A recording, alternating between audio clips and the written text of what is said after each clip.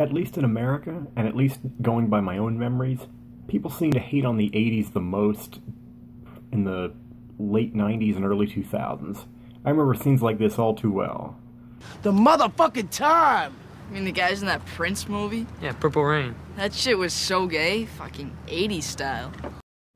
Now, logically, the reason for that is probably just because it had faded from super recent memory, especially to, kids and young people, but it wasn't obviously old enough to be retro vintage cool either.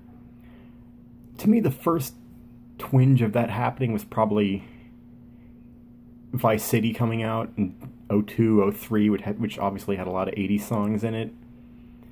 And, just kind of gradually throughout the 2000s, it got a little more, and obviously now it's... I was going to say it's the parents' time, but it's even, becoming, the grandparents' time, for little kids, or for people that had kids real early in life, or what have you. And I think it's just, obviously, with the proliferation of YouTube and technology, things are staying timeless a lot longer than they used to, so I think it'll just kind of go into being... In the future, I could see it going into being like the Beatles are now, where it's kind of just eternally cool. But it's a trip to think back to those years that when...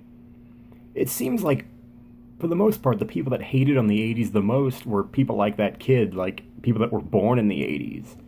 Which is interesting when you think about it.